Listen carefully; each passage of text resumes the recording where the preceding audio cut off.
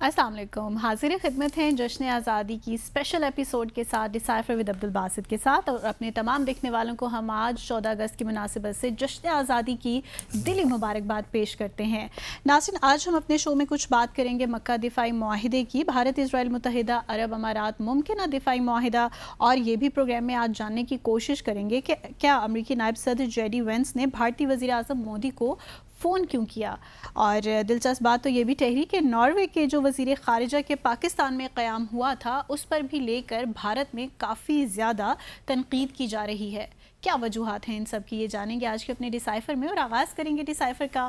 Welcome Basit صاحب، جشن آزادی مبارک۔ بہت بہت مبارک، بسم اللہ الرحمن الرحیم، اور ڈسائفر دیکھنے والوں کو السلام علیکم اور جشن آزادی کی بہت بہت مبارکباد۔ باسط صاحب، بہت زیادہ جوش و جذبے کے ساتھ ہم نے دیکھا کہ پاکستان بھر میں جشن آزادی کی سیلیبریشنز کی جا رہی ہیں، بہت جذبہ نظر آ رہا ہے لوگوں میں بھی ہمیں، لیکن آپ سے اگر میں پرٹیکولرلی یہ جانوں کہ 1947 سے لے کر آج کے دن تک، آج کے جشن آزادی تک، آپ پاکستان کے اس سفر کو کس طرح سے دیکھتے ہیں؟ یہ سفر تو رہا، کبھی اپس ہے کبھی ڈاؤنز ہیں، وہ تو سلسلہ چلتا رہتا ہے، لیکن اس شعر کے ساتھ شروع کرتے ہیں نا، ندیم قاسمی صاحب کا بڑا مشہور زمانہ شعر ہے کہ خدا کرے کہ میری عرض پاک پر اترے وہ فصل گل جسے اندیشہ زوال نہ ہو۔ تو پہلے تو یہی دعا، اور آئی ایم شور کہ پاکستانی جہاں جہاں بھی ہیں وہ آج کا دن بڑے جوش و جذبے کے ساتھ منا رہے ہوں گے۔ بالکل۔ اور جہاں تک کہ سفر کی بات ہے منتہا، تو اگر آپ دیکھیے تو پاکستان جب بن رہا تھا یا بنا، اس وقت حالات کو اتنے اچھے نہیں تھے، بلکہ ہمارے بڑے بزرگ بتاتے ہیں کہ آفیسز میں جو ہمارے بلکہ کامن پرنٹس بھی نہیں ہوا کرتی تھیں، اور کانٹوں سے جو ہے نا کاغذات کو جوڑا جاتا تھا۔ کہاں سے شروع کیا تو الحمدللہ بہت سے شعبہ ہے زندگی میں، بہت ترقی کی، بہت ہم آگے بڑھے، لیکن اس کا ہرگز یہ مطلب نہیں ہے کہ جو چیلنجز ہیں وہ بھی ختم ہو گئے ہیں۔ ہر شعبہ ہائے زندگی میں آپ کو چیلنج نظر آتے ہیں، خاص طور پہ آپ ایجوکیشن کو دیکھ لیں، صحت کے معاملات کو دیکھ لیں، یا ایون سیاسی جو ہے صورتحال بھی دیکھیں، اس میں ہی بڑی بے یقینی کی صورتحال ہمارے ملک میں رہتی ہے۔ تو پھر جوڈیشری کے مسائل بھی ہیں، انصاف لوگوں کو نہیں مل پاتا، کرپشن بھی ہے، ریمپنٹ ہے، کوئی شک نہیں ہے اس میں، اور بیوروکریسی وہ بھی اپنا جو ایک ہے نا کہ اس کا ایک رول ہونا چاہیے، وہ بھی ہمیں نظر نہیں آتا۔ انسٹیٹیوشنز ہم صحیح طور پر ڈیولپ نہیں کر پائے، ایون ہماری پولیٹیکل پارٹیز بھی ہم صحیح طور پر ڈیولپ نہیں کر پائے کہ ہم ان کو جمہوری سیاسی پارٹیاں کہہ سکیں، کیونکہ ان کے اندر بھی جمہوریت نہیں ہے۔ ابھی بحث چل رہی ہے کہ ہمارا سیاسی نظام کیسا ہونا چاہیے، صدارتی ہونا چاہیے، پارلیمانی ہونا چاہیے، پروونسز صوبے کتنے ہونے چاہیے، تو ابھی تک ہم اس بحث سے بھی نہیں نکلے۔ پچھلے 78 سالوں میں اگر آپ دیکھیے تو اس بحث سے اب ہمیں نکل جانا چاہیے تھا۔ پھر تعلیم کے شعبے میں اگر آپ دیکھیے تو وہاں بھی کتنے سسٹمز چل رہے ہیں، کوئی پبلک ہے تو پرائیویٹ ہے، او اے لیولز ہے، مدارس کا الگ سسٹم چل رہا ہے، تو وہ جو قومی یکجہتی کا ایک معاملہ ہوتا ہے نا، وہ نہیں ہو پا رہا ابھی تک۔ اسی وجہ سے مجھے افسوس ہوا کہ کل جو اسلام آباد میں تقریب ہوئی، اس میں چاہیے تو یہ تھا کہ میں چاروں صوبے کے وزرائے جو اعلیٰ تھے وہ نظر آتے، لیکن صرف پنجاب کی وزیر اعلیٰ وہاں موجود تھیں۔ چلیے اچھی بات ہے، لیکن باقی 3 وزرائے اعلیٰ کو یہاں ہونا چاہیے تھا، تاکہ یہی تو دن ہوتے ہیں، دیکھیے نا، جہاں آپ تھوڑا بہت ان چیزوں کا اظہار کرتے ہیں، جشن مناتے ہیں، وہاں اس عہد کی بھی تجدید ہوتی ہے کہ ہم نے اگلے آنے والے سالوں میں پاکستان کو آگے لے کر جانا ہے۔ اتحاد کا ایک مطلب، اختلافات اچھی چیز ہے، لیکن ان موقعوں پہ اختلافات کو سب پیچھے رکھ کے ہمیں ایک قوم کی حیثیت سے اپنے آپ کو سامنے رکھنا پڑتا ہے، پاکستان کے لیے، اپنے ملک کے لیے۔ اور آزادی بہت بڑی نعمت ہے، یہ پوچھئے فلسطین کے لوگوں سے، کشمیر کے لوگوں سے، تو آپ کو اندازہ ہو کہ آزادی کتنی بڑی چیز ہے۔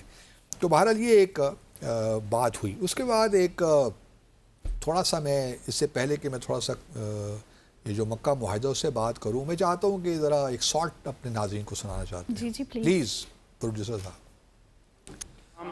گزشتہ برس جنگ میں شکست کے بعد بھارت نے سنتاس معاہدے کو یک طرفہ اور غیر قانونی طور پر معطل کر کے خود کو امن کا دشمن ثابت کیا ہے۔ میں वाशगाफ अल्फाज में ऐलान करता हूं कि पाकिस्तान के पानी की एक एक बूंद हमारी रेड लाइन है। भारत राह रास्त पर ना आया तो उसे बराह रास्त जवाब।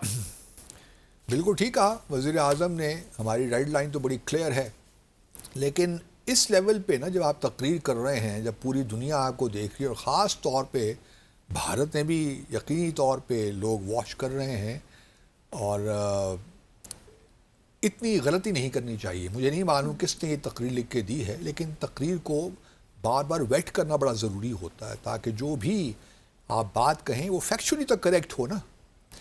तो कल जो वज़ीर आज़म ने कहा कि भारत ने सिंतास मुआहदे की जो उसको बेंस में रखा या सस्पेंड किया, वो किया मार्का हक के बाद या बुनियान मरसूस के बाद या उनके नज़दीक ऑपरेशन सिंदूर के बाद। हालांकि ऐसी बात नहीं है। ये जो भारत ने सस्पेंड किया ये 23 अप्रैल को किया, जो कि तकरीबन 2 हफ्ते पहले बुनियान मरसूस से पहले की बात है। तो फैक्चुअली करेक्ट होना चाहिए। जब आप फैक्चुअली करेक्ट नहीं होते तो थोड़ी बहुत क्रेडिबिलिटी कहीं ना कहीं लूज़ हो जाती है। तो ये बड़ा इम्पॉर्टेंट है। अच्छा, इस साल जो हम जश्न आज़ादी मना रहे हैं वो एक ख़ास तनाजुर में भी है, और जो असल तनाजुर, बाकी तनाजुर तो हमारा इंटरनल है ही है, लेकिन ख़ारजा अमूर के मैदान में भी थोड़ा बहुत रिफ्लेक्शन बड़ी ज़रूरी है कि हमने अभी तक क्यों हम भारत के साथ अपने ताल्लुकात को ठीक नहीं कर सके। जम्मू और कश्मीर का तनाज़ा क्यों नहीं अभी तक हल हो पाया। अफ़गानिस्तान के साथ हमारे ताल्लुकात क्यों बिगड़ रहे हैं या बिगड़ गए हैं। चीन के साथ चलिए हमारी स्ट्रेटेजिक पार्टनरशिप अल्हम्दुलिल्लाह डेवलप हो रही है। ईरान के साथ भी पिछले 1 साल से मामलात बेहतर हुए हैं। तो कुछ चीज़ें मस्बत भी हैं, लेकिन ये एक ख़ास जो डेवलपमेंट हुई है वही वो मक्का जो दिफाई मुआहदा हुआ है पाकिस्तान, तुर्की और सऊदी अरब के दरमियान, वो एक बड़ी अहम पेशरफ्त है मैं समझता हूँ, और पाकिस्तान की बहुत बड़ी कामयाबी है। हमारी जो एक अस्करी हमारी ताकत है, क़ुव्वत है, उसका भी एक मज़हर है मैं समझता हूँ। अब ये जो लोग बहुत से सवालात कर रहे हैं कि जी इस मुआहदे को नाम क्या देना चाहिए, कोई उसको इस्लामिक नेटो कह रहा है, कोई मुस्लिम नेटो कह रहा है, अजीब अजीब प्रपोजल्स आ रही हैं। लेकिन मैं समझता हूँ कि इसको, जिस तरह हमने पहले भी कहा था ना, इसको क्रेसेंट सिक्योरिटी इनिशिएटिव भी कहना चाहिए। अभी चूँकि ये डेवलप होगी और फिर एक क्रेसेंट सिक्योरिटी इनिशिएटिव ऑर्गेनाइजेशन भी बनेगी। अब उसका हेडक्वार्टर्स कहाँ होगा हमें नहीं मालूम, लेकिन मैं समझता हूँ कि शायद ख्वाहिश तो यही है कि पाकिस्तान में हो, लेकिन वो देखा ही जाएगा कि कौन सी जगह सेंट्रल बनती है जहाँ पे कनेक्शंस भी हैं, कनेक्टिविटी बेहतर है। तो वो इस्तांबुल लगता है, even as compare to Riyadh. गो के शायद सऊदी अरब की ख्वाहिश ये हो कि रियाद में इसको या जद्दा में किया जाए, लेकिन मेरा अपना ख्याल, क्योंकि जद्दा में OIC का हेडक्वार्टर्स है, तो शायद ये भी एक हो, क्योंकि at the end of the day ये एक मुस्लिम इत्तेहाद इसको रहना चाहिए। कि जो मक्का जॉइंट स्टेटमेंट इशू हुई थी उसमें बड़े वाज़े तौर पे ये कहा था कि इस्लामिक सॉलिडारिटी का मज़हर भी है।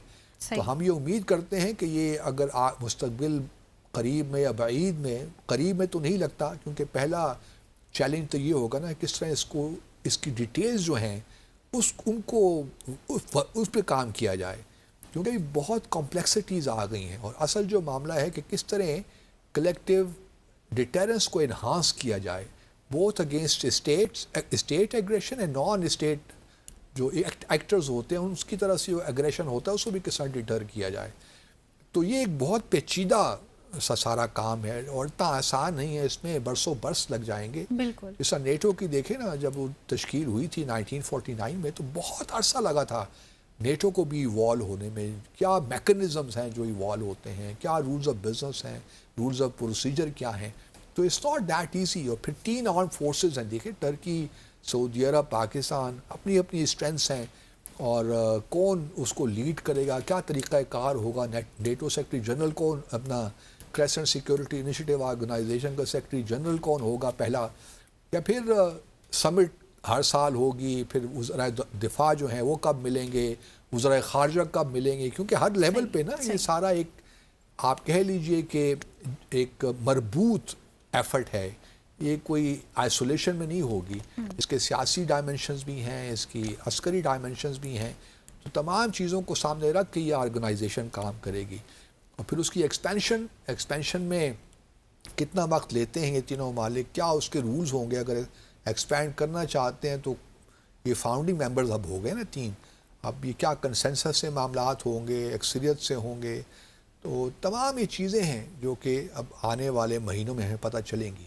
لیکن یہ ضرور ہے کہ ایک بہت زبردست ڈیولپمنٹ ہمارے نقطہ نظر سے، اور اس کو اب ہم نے صحیح معنوں میں اس کو آگے لے کر چلنا ہے. کہیں یہ صرف پیپرز تک محدود نہ رہ جائے. اب ایک ہم نے کمٹمنٹ دی ہے اور ایک ہم نے معاہدہ کر لیا ہے، اور اس کے انشاءاللہ for reaching implications, positive results بھی اس کے ہم نکلیں گے. ہمارے ہاں گیپس ہیں تھوڑے بہت، وہ بھی کچھ جہاں کے کچھ فوٹے اگر آپ کے لیے ترکیے کا ہے ڈرون ٹیکنالوجی وغیرہ میں، اس میں ہمارے لیے ایک بہت بڑا، ہماری جو ایفرٹس ہیں ان کو کمپلیمنٹ کرے گا. کچھ ہماری بھی جو ہیں صلاحیتیں ہیں کچھ میدان میں، وہ اوبیسلی ہم ان کو کمپلیمنٹ کریں گے. تو ایک بڑی انٹرسٹنگ چیزیں ہونے والی ہیں آنے والے مہینوں میں اور سالوں میں پاکستان ایک کانٹیکس میں. اور پاکستان الحمدللہ اب اس میں شامل کون سے ممالک ہو سکتے ہیں بھی ایک کویسچن ہے. ہوں گے تو مسلم ممالک ہی میرے خیال میں، اور رہنا بھی یہی چاہیے. قطر مجھے لگتا ہے کہ شاید مستقبل بعید میں نہ تو مستقبل قریب میں شاید وہ کہیں شامل ہو جائے، اور قطر کی شمولیت بہتر ہوگی اس کے لیے. ایک تو جو ہے قطر امیر ملک ہے، فائنانسز کی بھی تو ضرورت ہوتی ہے نا اس قسم کی تنظیمات کو آگے لے کر، تنظیموں کو آگے لے کر جانے کی. بالکل. تو ترکیے، پاکستان، سعودی عرب، اور اگر قطر ابھی بھی فی الحال شامل نہ بھی ہو تو فرق نہیں پڑتا. ابھی جس طرح میں نے پہلے کہا کہ پہلی ترجیح یہی ہونی چاہیے کہ اس طرح ہم نے اس کو ڈیولپ کرنا ہے، رولز آف بزنس بنائیں، تنظیم بنائیں، ہیڈ کوارٹرز بنائیں، اور اس کے بعد پھر آگے چلیں. صحیح. یہاں لیں گے ویئرز مختصر سا وقفہ، بریک کے بعد شامل کریں گے دیگر اہم موضوعات. ہمارے ساتھ رہیے گا.